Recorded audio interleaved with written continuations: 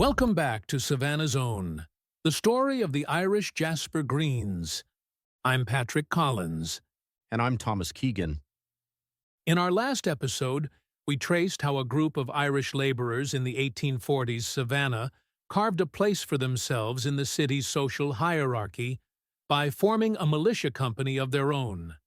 A company that bore the name of revolutionary hero William Jasper. Today we follow those same men beyond the streets of Savannah and onto the larger stage of national conflict as the Greens answer the call to serve in the Mexican War. Their journey will test their identity, their ambition, and their resolve as citizen soldiers. The year was 1846, and the Irish Jasper Greens had barely found their footing as a respected militia company. Just a few short years earlier, they were organizing drills above bar rooms and marching proudly down Savannah's streets in their new blue coats with green stripes. Yet now, the United States found itself at war with Mexico, and Governor George Crawford issued a call for 10 companies to form a Georgia regiment. But before the Jasper Greens even took a single step toward Mexico, their fate was decided in one of the most iconic gathering places in Savannah, the Exchange Long Room. This was more than a hall. It was a stage for the city's most important civic moments. And on this particular day, it was filled with tension, pride, and the restless ambition of armed companies vying for a place in the fight against Mexico. Savannah did not lack for volunteers. When Governor Crawford's call for troops arrived, several of the city's oldest and most respected militia companies stepped forward alongside the Greens. Some of those companies were the Republican Blues, one of Georgia's oldest military units, dating back to 1808. Well-drilled, elite, and deeply respected, they were the high-status company. The Savannah Volunteer Guards, a prestigious organization of merchants and civic leaders, known for polished discipline and immaculate drill. The Chatham Artillery, though traditionally an artillery company, they often volunteered for infantry duties when needed. Old, proud, heavily connected. The German Volunteers, also known as the DeKalb Rifles in some eras, a respected ethnic company with a long presence in Savannah. The Phoenix Riflemen, a younger group but ambitious, often linked to fire company membership and civic organizations. And of course our own the Irish Jasper Greens, only 4 years old at the time. Irish-born laborers and tradesmen seeking recognition and legitimacy. Now picture that room. Polished floors, high windows, the murmur of officers in dress coats. On one side, companies with long-established prestige, the Blues, the Guards, the Artillery, and on the other, the still young Jaspers whose uniforms were barely a few years old. Every company wanted the honor of representing Savannah in Mexico, but none of them had the full number of men needed to volunteer independently. So the officers agreed on a dramatic solution. They would draw lots. Imagine the hush as slips of paper were placed in a hat, captain after captain leaning forward. And when the name drawn was Irish Jasper Greens, the room erupted. Cheering, slaps on the back, a sense of destiny. In one moment, the youngest, least established company in the room had been chosen over the giants of Savannah's militia tradition. Not because of seniority, not because of influence, but because fortune or fate pointed to them, and that single draw would shape their legacy forever. But readiness on paper did not mean readiness in ranks. The Greens scrambled to recruit, drawing in men from across the city, and even from other companies. The final muster roll was more diverse than anyone expected: Irish, Germans, Jews, native-born Georgians. For some of these men, particularly those of higher civilian status, the idea of taking orders from Irish officers was unconventional. Yet they did so willingly, a testament to the Greens' rising respectability. In early June of 1846, the company prepared to depart. On the night of June 4th, they assembled in full-dress uniform and marched through Savannah's rain-washed streets. They visited Mayor Burroughs and Judge Charlton. At Charlton's home, they were greeted by the women of Savannah, who presented the company with a national flag. The scene glowed with patriotic sentiment, the Jaspers standing proudly as Savannah honored their service before they had even taken their first step toward Mexico. The next morning, the city turned out in full. 6 militia companies escorted the Jaspers to the railway station. Families crowded the sidewalks, music filled the air, and young boys shouted encouragement. One observer would later note that it felt more like a holiday frolic than a campaign. And indeed, the Jaspers departed with high spirits and bold expectations of battlefield glory. The journey from Savannah to Mexico was far longer, harder, and more disorienting than the men expected.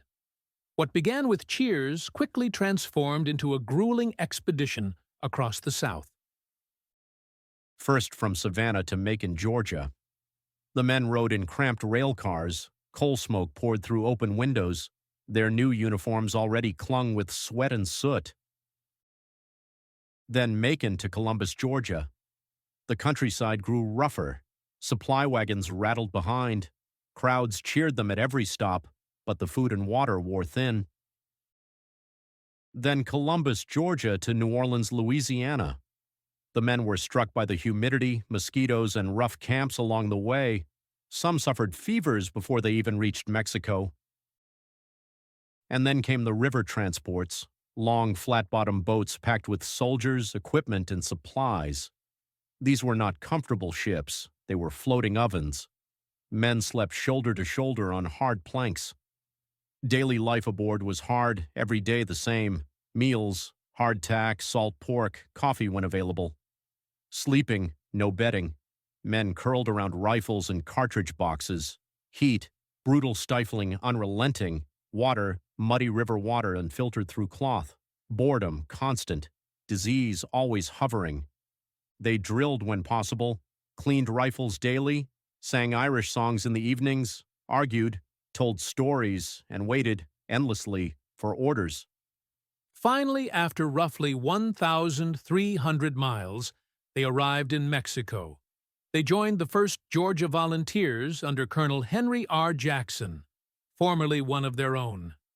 Among them traveled Charles Farelli, remembered for the pair of pistols gifted to him before departure. One, he declared, would be for killing a Mexican, and the other for shooting the Irish Jasper who proved a traitor or a coward. His flourish of humor masked a very real seriousness felt by the men as they headed toward the unknown. But the Mexican War would not fulfill their early expectations. Instead of daring charges or glorious encounters, the Irish Jasper Greens found themselves bound mostly to garrison duty.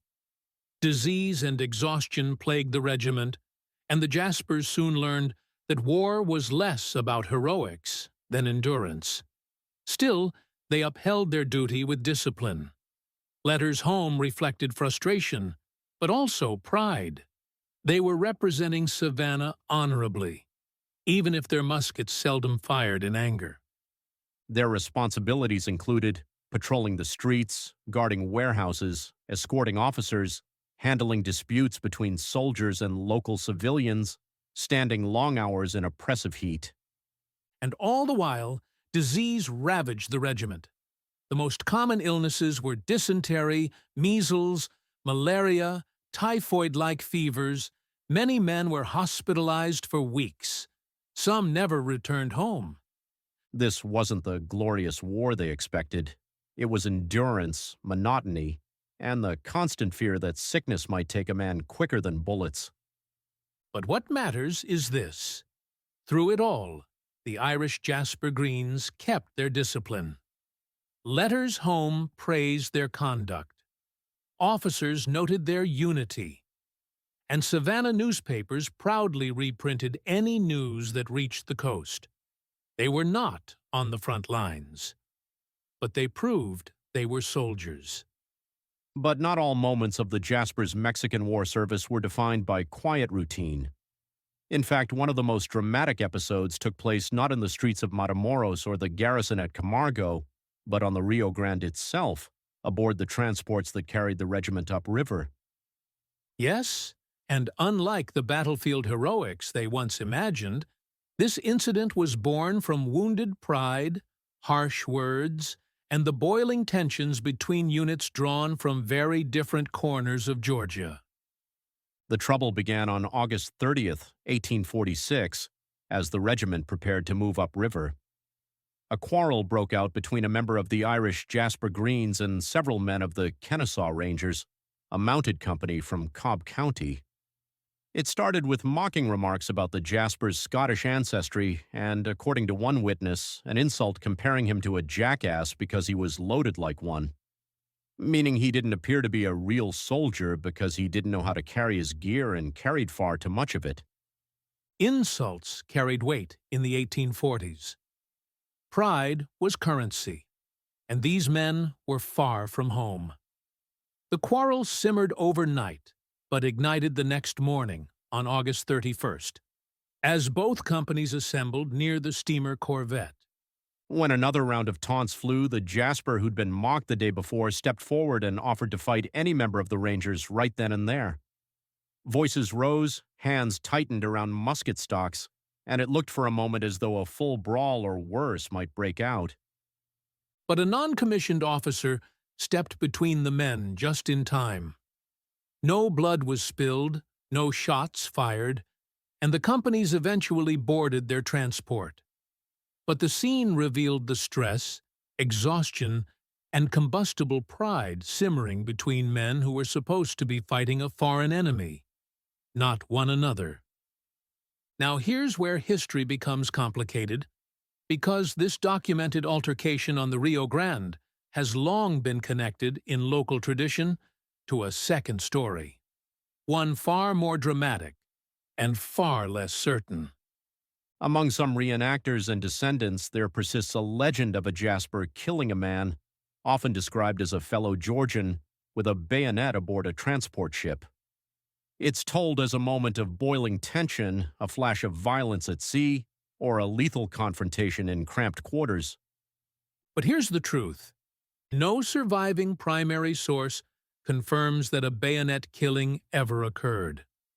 Not in the muster rolls, not in newspaper accounts, not in letters home, and not in the official record.